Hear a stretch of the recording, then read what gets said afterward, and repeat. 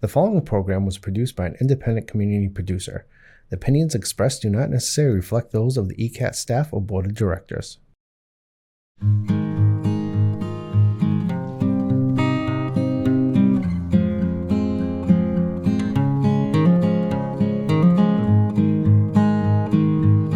Hello and welcome to the March edition of For the Love of Words. I'm John Holgerson, your co-host, along with Priscilla Almquist-Olsen. Today we have the poet Gloria Monaghan. Gloria is a professor at Wentworth University. She has published 7 collections of poetry: Diary of St. Marian by Lily Poetry Review last year, 2025, Cormorant on the Strand, Lily Poetry Review again, 2023, Hydrangea, published by the Kelsey Press in 2020, Torero, published by Nix's Mate in 2020, False Spring, Adelaide Books in 2019, and The Garden by Flutter Press 2015, and Flawed, Finishing Line Press in 2011. Her poems have appeared in Morn Egg Review, Quartet, and River Heron, among others. She has been nominated twice for the Pushcart Prize, once for the Griffin Prize, and for the Sheila Margaret Moten Award. She was a semifinalist for the 10th Gate Prize. She is also a filmmaker. Welcome, Gloria. Thank you, John, for having me. Oh, it's a pleasure to have you. I think almost always the viewing audience likes to know what brought a poet with such a great resume, so many publications. What first brought you to poetry? I think probably isolation, you know.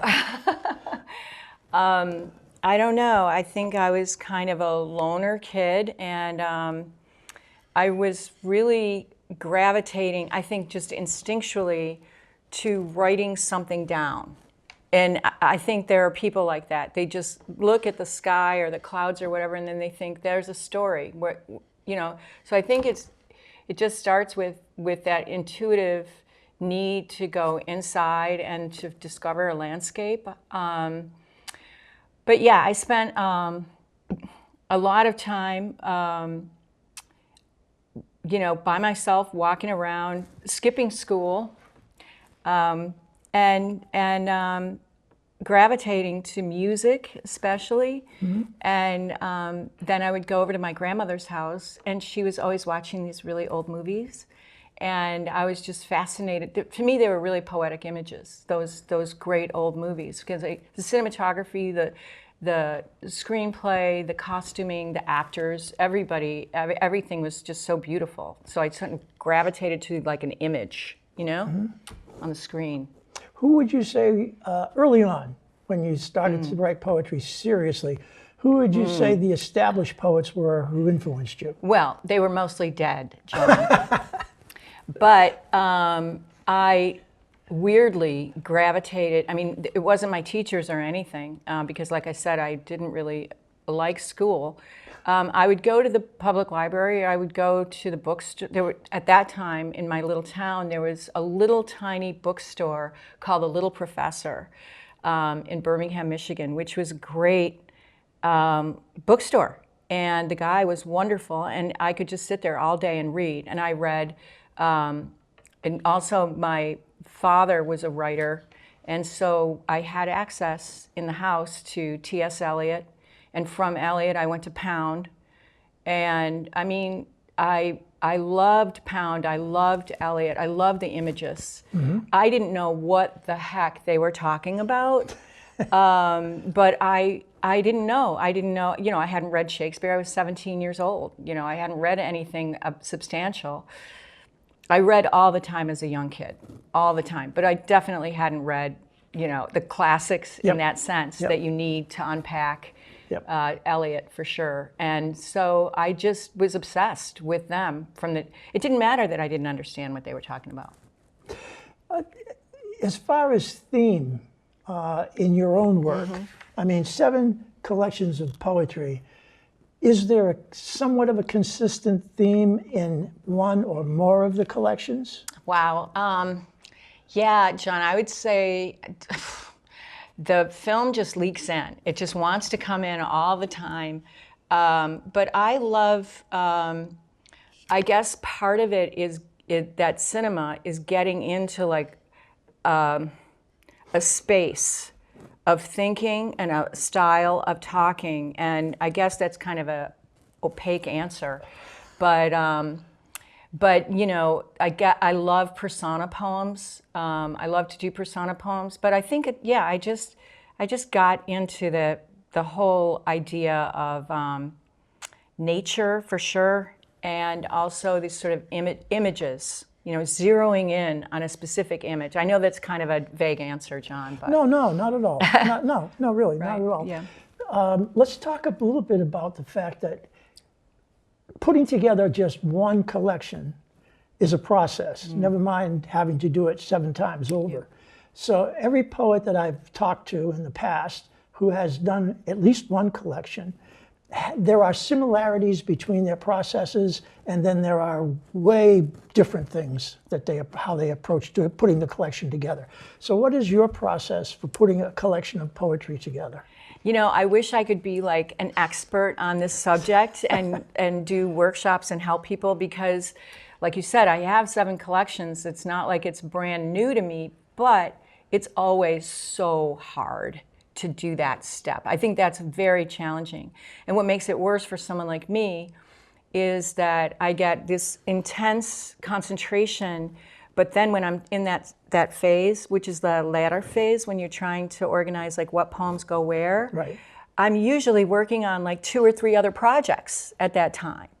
And that's not helpful because your head is not in the space that you need it to be in.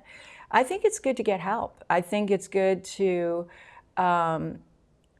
ask poets, go to manuscript consultations, people that you totally respect, and because you need to have perspective. And that's the other thing about putting together a collection. You need time, right? And we live in such a fast-paced world, but I loved, you know, a lot of people hated COVID. I hated it too, and a lot of people died and were really sick, but it gave people a little bit of perspective to sit back and look at something, and you really need that. You need distance to figure out, and don't be afraid to like make huge changes, to discard stuff that doesn't belong there. You can go back to it, you can keep it for later. You know. Now, I'm going to assume that to a certain extent, all these collections, your 7 collections, are sort of like having 7 children. So if I were to say to you, I wouldn't ask you, if you do have children, I wouldn't ask you who your favorite child is. I wouldn't put you on the spot. Right. But I will ask you, of the 7 collections you have, now they span 14, 15 years from your first one in 2011. Yeah. So that's a pretty good period of time. Right. So you must have, over that period of time, I don't want to say settled, but you must have one that you sort of go to, like today, a reading, you must have one that you sort of go to as your default.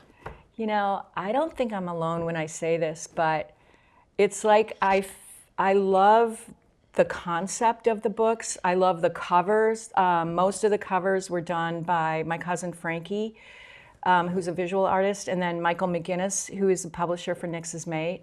So I love the concept and I love the covers, but I don't think I'm alone in saying that it's really almost painful to look at that stuff. Oh man, did I write that? I don't know.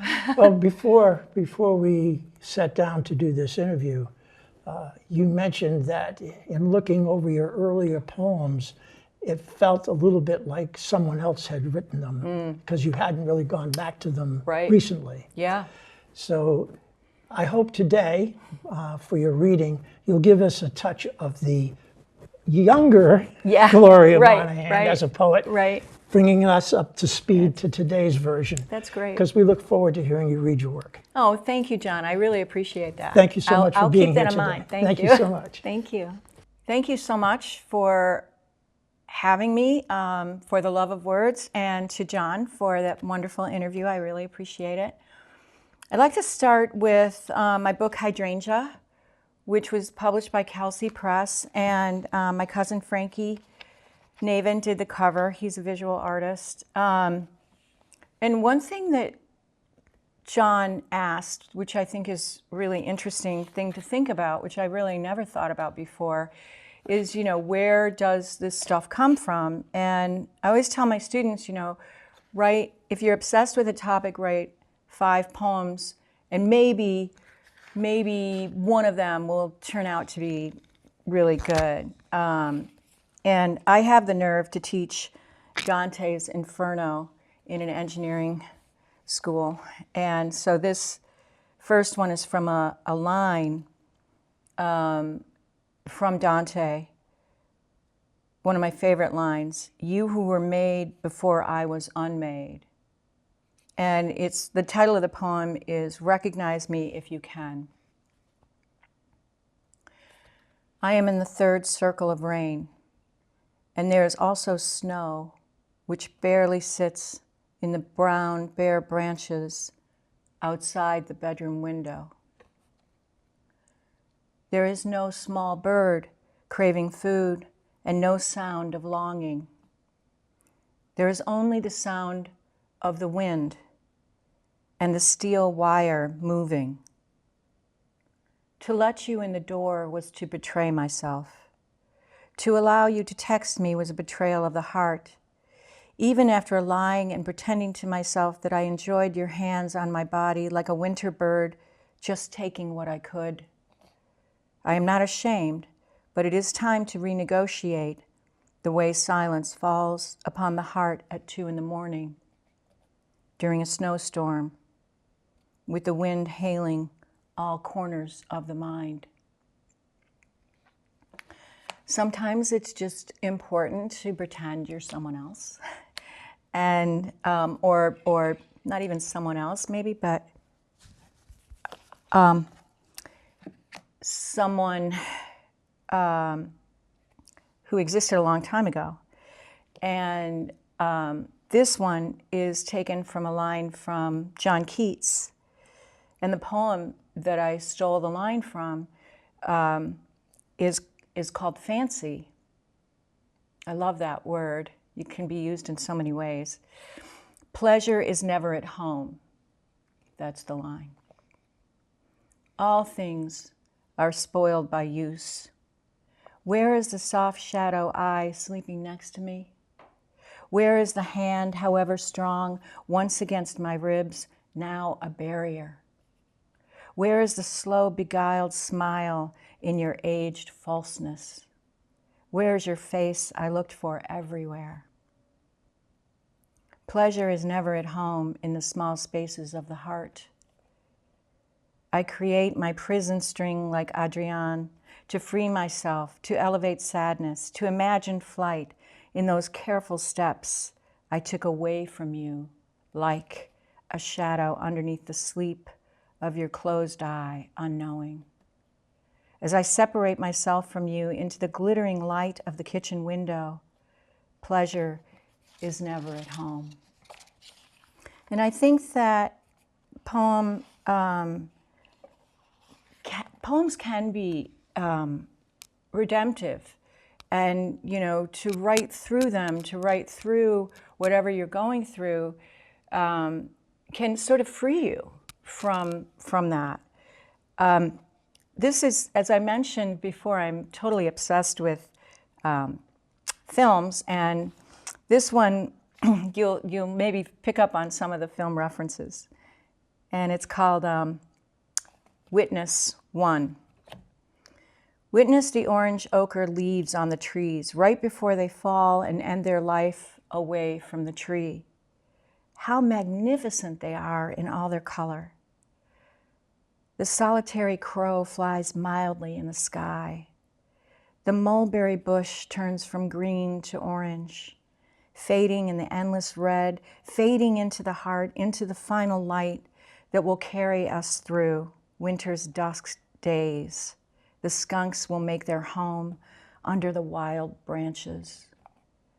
The tulip tree is green, and you think that will last forever. 2 days later, the tree is fullness in yellow. 2 crows sit contemplating the day on the green lawn. One looks over his shoulder at me as if to say, "What is it you want?" we're having a conversation here. So that was that book. And then I'm going to just read one poem from Cormorant on the Strand, which was inspired by Monty Cliff and Elizabeth Taylor. I love Monty. This is called The Field. Consider the lilies of the field, how they grow. They toil not, neither do they spin. Matthew. Stand with your feet apart, sway your arms, twist back and forth as if you were in a field. Your mouth, a yellow sprouted dandelion, tall grass past your ankles whispers through you. Small white flowers of abundance shackle your heart. A green garden snake moves in the dirt like a question, will you be sad tomorrow? Rolling down the hill, short, straight hair and freckles in the sunlight, dirt on the hands, summer shorts, no fighting in the field. Maybe I held your hand, sang a song, skunk grass, poverty at lunch, dark shadows at 4. She finally arrives to receive us into the yellow Mustang, from the field of loss and the field of nothing, where everything happened. So I'm moving away from these childhood poems, which are much easier to read about, to write and to read. And this is from my latest book, Diary of St. Marian, published by Lily Poetry Review. I was transcribing the letters of my grandfather to my grandmother. Cigarettes and Desire. I'm going ashore tonight to see some show. I'm tired, lonely, and disgusted. USS Mississippi, 1919. From the crow cawing outside the window, I learned that Mary, Joseph, and Jesus lost in the Great War, moved to the city of angels for the romantic sun. All my hopes departed at noon. Forgive this scrawl. Discretion is the better part of valor. That's from Shakespeare, Henry IV. Acorns of oaks, the top is a cupola, then the fruit wall. He called his son a fruit, then the remains of the style, the innermost whorl of the flower, the gynosium, the woman house, within the embryo, the seed. The old man raised his cane above his son's head, called him a faggot. The son caught the cane and said, never again will you raise your hand against my head. They called your father Jesus, as if they could baptize him in holy water, wash him clean of his own father's sins. But the rite never did happen. And when the house was destroyed, the bedroom furniture broken, he went to a motel. This is the last poem I think I'm going to read. It's called Ash Wednesday. And I wrote it on watching a film with a millennial. The next morning, the sun was an orange ball with a halo reaching out to the world. And I could no more think on Pasolini, his pimps, whores, thieves, trying to forget my dream, where we were both going to teach a seminar on beauty. It was vague. You had an outfit and were in shape. You even had a bonnet. The scholars were talking and I was lost. When I was young, I found Dante and Pasolini. They mimicked each other like European starlings. Geese rose up in the sky in a triangle, honking and racing. It was as if my heart stopped dead and I was no longer in the tower. I dared not speak and say, this frame is important. Did you catch the Roman dialect? What about her suede boots in summer? Wintering, bitter cold, I've become the medieval lady in repose. So these poems are from a section in the Diary of St. Marian, found in a laundry basket in Hamtramck, Detroit in 1971, because I really did find these 100 letters that my grandfather wrote to my grandmother in the bottom of a wicker basket that hadn't been opened for 100 years. And so when I opened them, I could smell the, my grandfather's cologne, his cigarettes. The paper was just amazingly beautiful and heavy. And so I'm going to read from a section called I Too Have a Chartreuse Cat. And this poem is called Standing in the Willow, and it's a kintsugi, which is a Japanese form of putting something broken back together again. Stones and sea glass, long neglected and embedded in the hollow, immobilized fossils. Inside a green glazed bowl.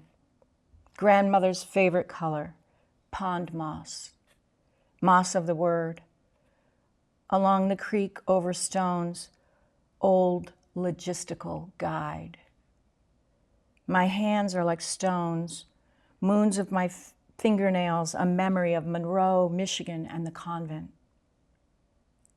The two phases of the River Rouge, one of death where the cat Jerome was found drowned, another of ferns wide and light green. She would climb down the bramble to clip them for her side garden. Now in the garage, her smell comes to me, a light must, cigarettes and something I cannot name. Her gardening gloves, white leather, somewhat Victorian, with a single blue stitch, too elegant and small for my hands. But I can work with her hand trowel, potato fork, pruning shears, garden fork, and the wooden loppers for the tougher branches, too high to reach. This poem I wrote for my daughter. It's called Flying West. Did I shed the world? My hand narrow, ringed, and filled with strife, worry, anxiety. When I read my poem, it said, she ain't seen nothing yet. My pain was a house to shut myself up in and disappear into a window box of eternity. If you get this, call me. If you care to explain, I'll put it in a song. Shed light on the day, lifting into the pale pink to violet blue, before you lose touch with that orange that kept you like a girl among the tiger lilies.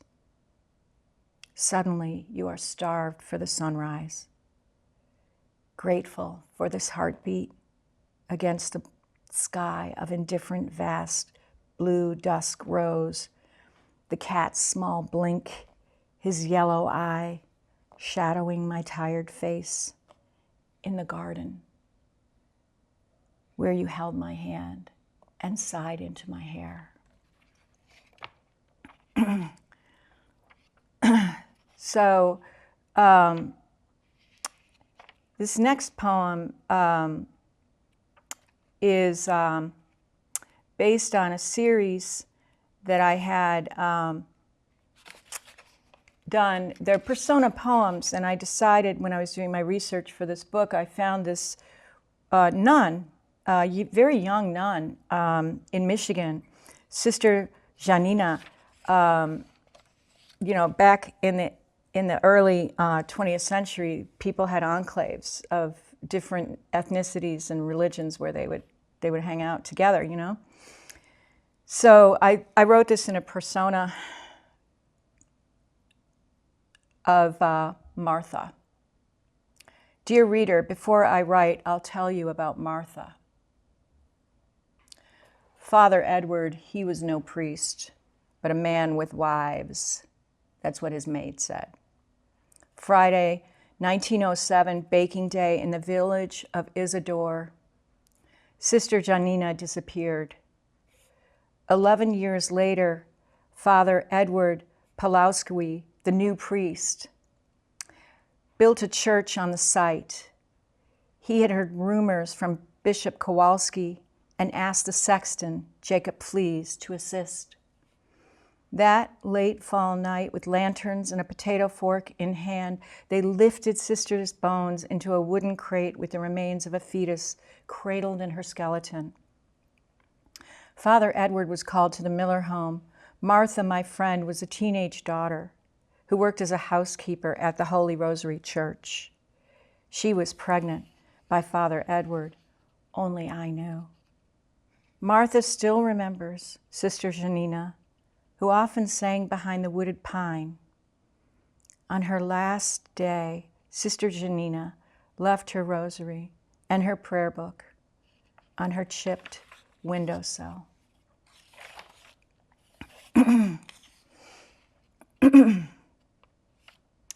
Garland pose. Martha squatted, Malanasana. Her body alignment told her there's a real possibility of being fired. She calculated her savings. Her daughter's room became a refuge of the orange sun. Refusing to collapse in fear, she dialed an ancestor and went to the ocean. Waves came in succession of each other, gray-eared, soft, like the gray dawn in Ulysses' return. She waited for a seal to bring her good news. This year, the green dune grass has been kissed with yellow sun, and the morning is like no other. And this poem is written. I was going through photographs with my mother, and I found her photo of when she was going to elope with my dad in a Volkswagen. They were going to go to California. And he wrote on the back of it, "I love a motel in June, don't you?" And that's the title. Written in St. Marian's father's handwriting on the back of an old Polaroid. "I love a motel in June, don't you?" My parents had a Volkswagen and drove across the country to get married, listening to the radio. I had a feeling this happened with the same carelessness as when you witness a crime and are silent, and simply move forward with whatever it was you were doing, feeding the cats, brewing coffee, pulling up the blinds. Shape, shape, come to me, bend like a panther down and take my face into your hands. Make me aware of something beyond the cat bowl and filament of dust on the Venetian blind. Make me obvious to the trees, the bright pavement and gray day. Obscurity moon, are you listening? And this last poem is called Adorned with Picnic Hat in the black and white photo. Perhaps your father gave it to you. You wore it in the off-season, unaware that it's called a picnic hat for a reason. Drunken smiles, cigar in your mouth. Perhaps the ash fell against your pant leg like an old wound. Father perennially gone. The fairy who lifted his soul up to heaven found you in a bar in Windsor. You both smiled under the Ambassador Bridge in a green sailboat you made out of wood on Saturdays in the garage until it all closed in and the fairy left town for good. Thank you so much. I really appreciate this opportunity. And thank you, John. Welcome to For the Love of Words. I'm Priscilla Almquist-Olsen, your host, and today I have the great pleasure of welcoming back Linda Marks, a magnificent songwriter and musician. She's here in the Oaks Ames Memorial Hall here in North Easton, playing on the Ames's Steinway, which she loves. So, Linda, welcome back. Thank you so much, Priscilla. I'm delighted to be back, and I do love this piano, so it's a pleasure playing it. Yes. Okay, and since we talked last and since you were on the program last, you have won many awards, and you've been just returned from LA, from the Grammys. You are becoming nationally known and probably world known So tell us a little bit about what's happened since the last time, what awards you've gotten. Gosh, this is embarrassing, but it's hard to remember all the awards because there are a lot of them. I've won a bunch of Global Music Awards. In Los Angeles, my 2025 album won Folk Album of the Year for the World Entertainment Awards. A new song that isn't even out yet called the Turkey Social Dance, which I'm going to share, which is fun, was it placed in the Mid-Atlantic Songwriting Competition. The songs that are on my upcoming album that come out on March 6th, they are already nominated for awards. Two of the singles, one, You're Not Alone, which I'm going to do today, and Motherless Daughters, Fatherless Sons are up for European International Music Awards. There are a lot of awards that are hard to keep track of, but Wow. I'm very grateful, considering most of us who are artists work really hard to create, first of all, quality songs that touch people, and then to produce them really well. It's very meaningful when the industry gives positive feedback about what we're creating. Absolutely. And so what was the result of your going to LA and to the Grammys? A lot of fun. I didn't have a project that was nominated this year. I did last year, and the project I was on last year that was nominated did not win the Grammy, but it's still a big thing to be on a Grammy-nominated project. But some of my friends did win, and the biggest results are a wonderful, nourishing experience of community because some of my colleagues from all over the world are there. And I have two friends, one, Amaru, with whom I did a duet on Motherless Daughters, Fatherless Sons, and Charisse D'Souza. She's Indian, he's from the Netherlands. She and I are actually recording a song for my 2027 album. We got to spend time together, and after something called Music Fuse, which Amaru and I performed in. It's a benefit concert in Hollywood that raises money for Music Cares, which is the Recording Academy's charity to support artists who are struggling. We performed there, and then Amaru found a park in the area, and we did a video shooting for the video for Motherless Daughters, Fatherless Sons, which was released on February 13th. The song itself was released on February 6th. And Amaru, besides being a phenomenal artist musically, is a phenomenal visual artist. So he created a gorgeous cinematic video, which is on my YouTube channel for Motherless Daughters, Fatherless Sons. So there was all kinds of fun like that. So you had a wonderfully nourishing experience. Absolutely. Yeah. Being around fellow artists is incredibly nourishing. Yeah. So it's your vacation. Well, not entirely. No. The hours are such that it's got a lot going on. To me, a vacation is when I can chill. But so there wasn't a ton of chilling, but it was very nourishing. It's like going to a conference where you see lots of friends and colleagues. Yeah. So tell me, which of the songs that you've created lately speak to your heart? Because I know the heart is a very important organ to you. Yes, actually most of them. Almost all of them do. The three lead songs from my new album, Queen of the Angels, all speak to the heart. The title song I wrote last year during the Grammy weekend because of the Los Angeles wildfires. I got early COVID and I lost my voice for 2 months entirely from November of 2019 through January of 2020, and then have spent all the years since regaining both the quality and the stamina. And it's been very humbling to see how long it takes, particularly for the stamina. So it was a very bad idea with the air quality to go out to Los Angeles. So even though I bought my ticket for the Grammys, for my airplane, my hotel, everything, I had to not go.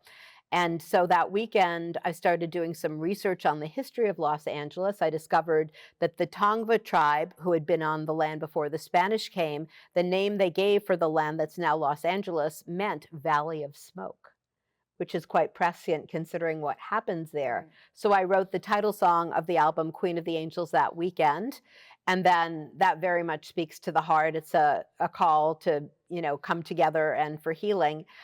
You're Not Alone, which is one of the lead singles, which has been up for a number of awards. And actually, I think it's moved into the semifinals of the UK Songwriting Contest and has gone to the finals. I wrote it as a duet for me and my Greek friend, Dimitris Nezis. And that's a gorgeous song about the deep human longing for lasting soul-deep love. It's gorgeous, particularly our duet recording, because the vocal harmonies I wrote are very rich. And then Motherless Daughters, Fatherless Sons, the duet I did with Amaru, is also, heart-centered. So, and even my fun song, the Turkey Social Dance, that makes people laugh. I mean, I think there's a heart-to-heart aspect when you write something funny.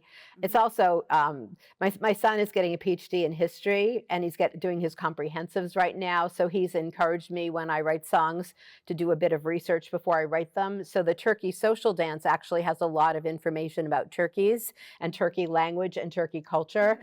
So anyhow, laughing is good for the heart, and all of my songs are from the heart to the heart. Yeah. Wow. So I know some of the songs are a result of current events. Yes. So are you going to be performing today any songs that have that origin? I have some of those songs, but because of time, I chose ones that are from the new album. The two on the album that are current events, one addresses mental health and one is about healing anti-Semitism. I wrote a very new song. In fact, I'm going to the studio up in Lynn after here to do the reference track for it. It's called Better Than This. And it's basically a global anthem kind of song, and I'm having colleagues from all over the world sing on the chorus about how we can be better than this, we can do better this, let's be better than this. So that's my most recent social impact song. I write a lot of them. Yes, you do. Every album I have has multiple social impact songs. But that's so very important. Yes. And especially in the world we're living in right now, it's critical. It's critical. It's critical. And people need things that inspire, Exactly. that uplift, that give hope. And music brings people together and builds a bridge like nothing else. Exactly. Well, so well said. So let's leave it there, and let's hear some of your songs. And what's the first one you're going to play? The first one I'm going to do is Queen of the Angels, which is the title song for my new album and the first song on the album. Okay. Well, thank you. The first song that I'm going to be sharing is the title song from my brand new album, Queen of the Angels. I wrote it about the Los Angeles wildfires, and it's a song that's written in an historical context about the history of Los Angeles. It's a prayer for healing, and hopefully we will not forget all the people impacted by the Los Angeles wildfires. There's something in our culture how we tend to forget things once we're a little past it. So this song is to help us remember and to support all people who get impacted by tragedy.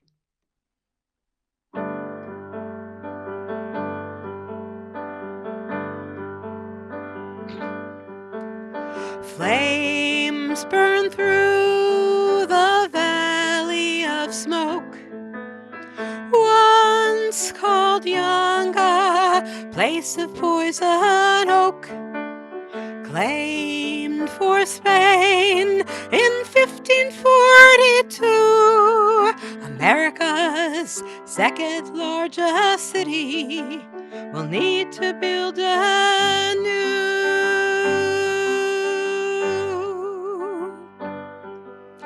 Founded as Los Angeles in 1781, in search of gold and oil, with fortunes to be won, the town name reflected its Catholic founders' ways, the largest archdiocese in the USA.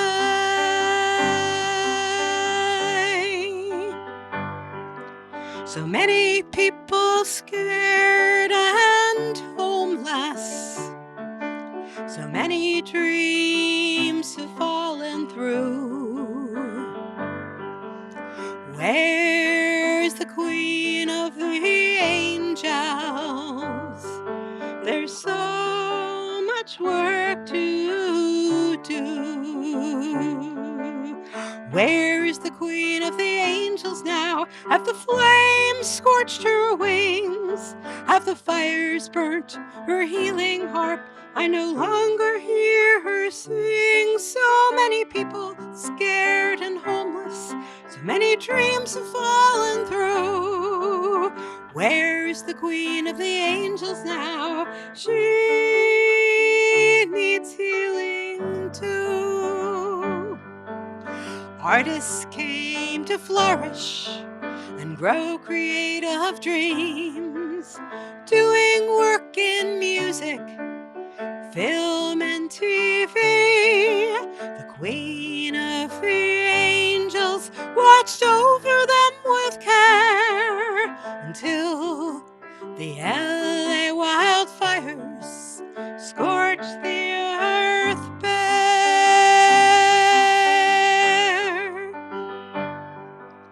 Even as the fires calm, they leave a toxic wake.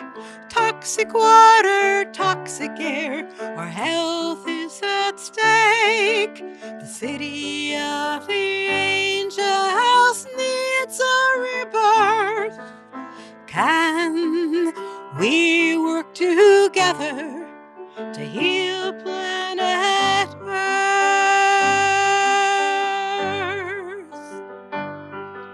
So many people scared and homeless.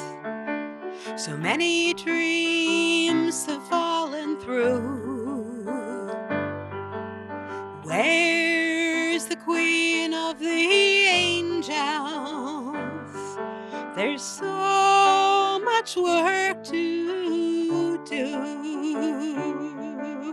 Where is the queen of the angels now? Have the flames scorched her wings? Have the fires burnt her healing harp? I no longer hear her sing. So many people scared and homeless. So many dreams have fallen through. Where's the queen of the angels now? She needs healing too. Where is the queen of the angels now? She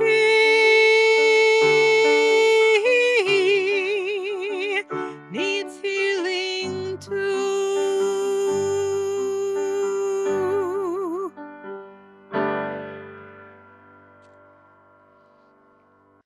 This next song I wrote to sing as a duet with my Greek friend and fellow singer-songwriter Dimitris Nezis.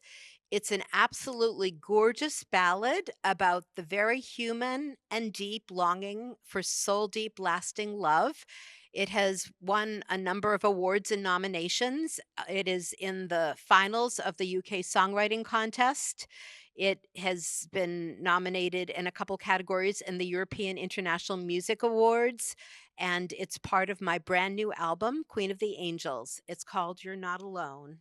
And please listen to our recording. There's a gorgeous vocal arrangement, and if you hear me and Dimitris together, it has many more dimensions than just me by myself.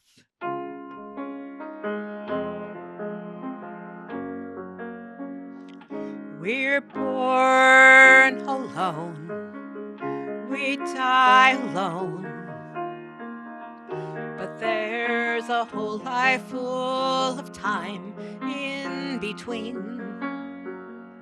Life can be hard, life can be cold, but there's a warmth inside our hearts that we yearn to share. You must be out there somewhere, in the stars or the sky, or the turning of the earth. I close my eyes in prayer that my heartfelt call will travel through time. We walk alone, we dream alone,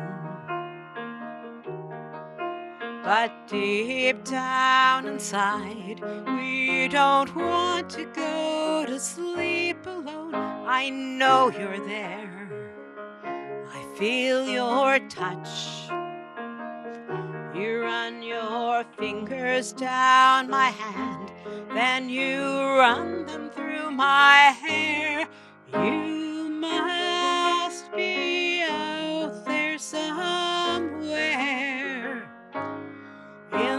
stars or the sky or the turning of the earth, I close my eyes in prayer that my heartfelt call will travel through time. I know you're there. You wait for me until the moment God decrees that it's time for us to meet. Your eyes greet mine. You recognize that the meeting of our gaze is now the windows to our souls. I hold your hand, you hold my heart. Though the journey's just begun, we know that we are home. You must be out there somewhere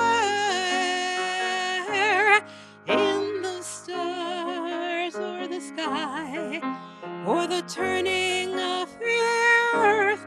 I close my eyes in prayer that my heartfelt call will travel through time to you.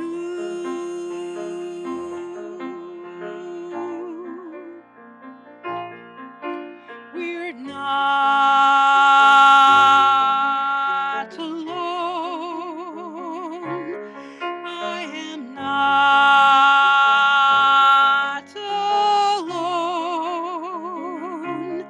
You are not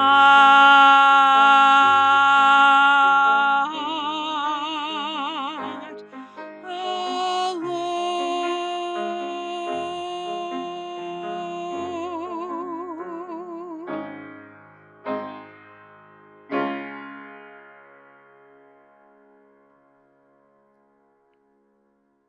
This next song will be on my 2027 album, and it's already very popular when I perform it. People love to sing along with the chorus.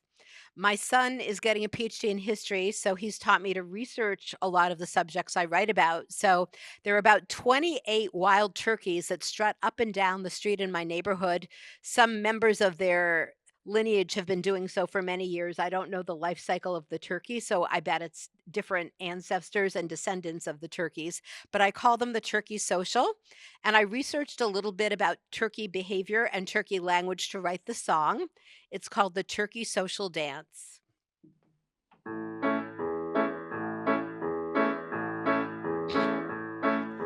West of Boston, in Waltham town, turkey rafters meet for a street hoedown. Bearded males proudly rock their feathered tufts.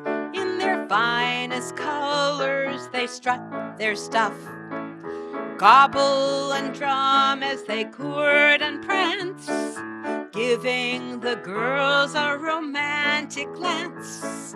Fantails down and fantails up, toms and hens with their snoods all puffed. Turkey social, turkey social, looking for some hot romance.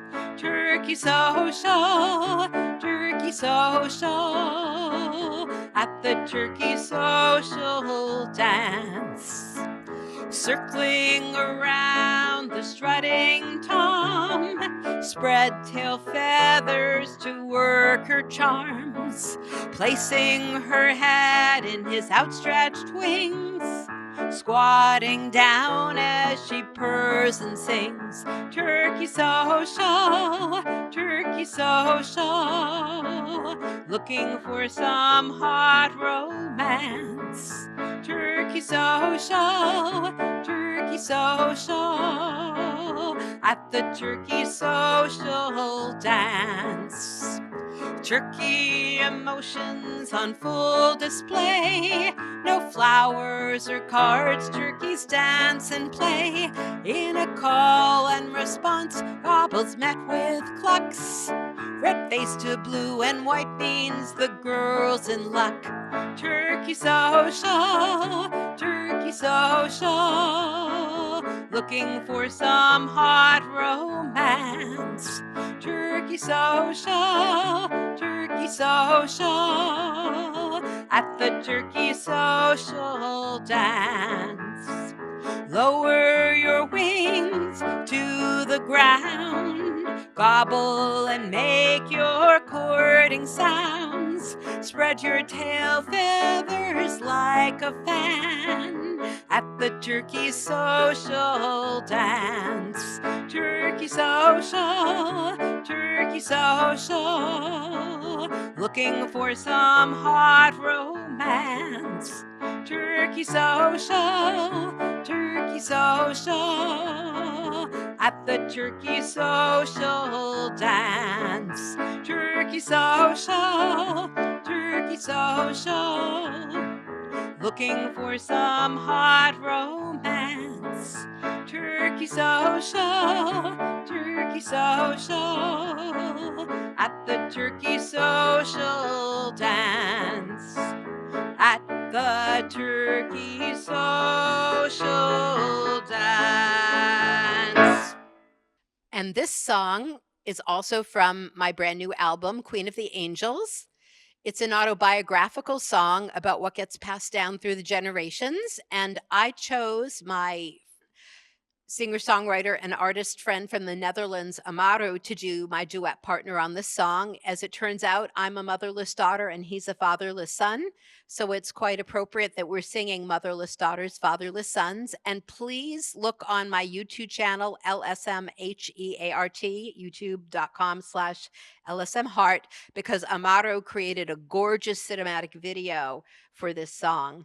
And this song is also nominated for a bunch of awards. It's nominated in 3 different categories for the European International Music Awards. I just found out yesterday, in fact. So this is Motherless Daughters, Fatherless Sons. I am your daughter, you are my mom. You were weary long before you birthed me into this world.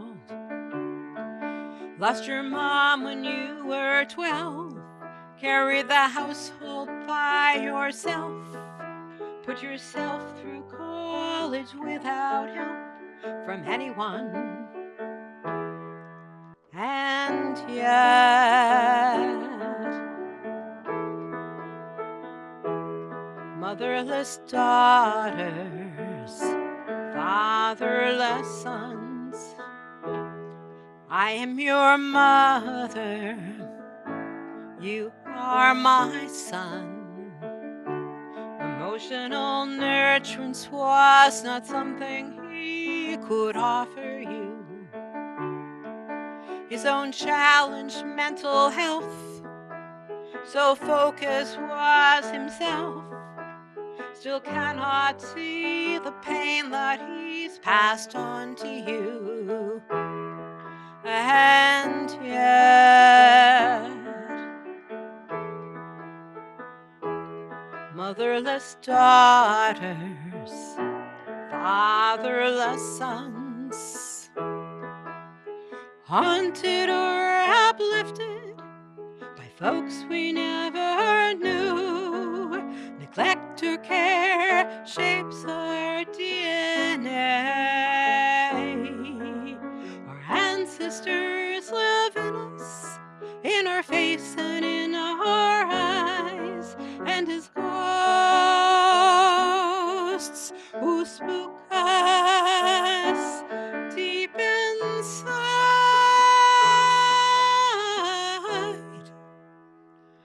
Motherless daughters, fatherless sons, carry the wounds of generations passed on to them through no fault of their own. inside they feel alone. They do their best, but struggle in a heartless world. And yet, motherless daughters, fatherless sons, haunted or uplifted by folks we never knew. Neglect or care shapes our DNA. Our ancestors live in us, in our face and in our eyes, and as ghosts who spook us deep inside.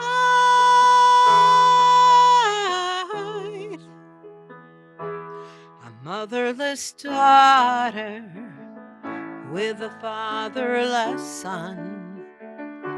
It is humbling that the legacies passed on through us, though we heal and though we grow, we'll never really know how much our efforts will transform what lies ahead. And yet,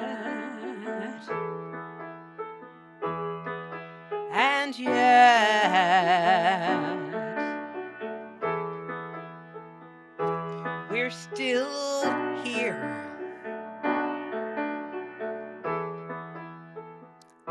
And love is real.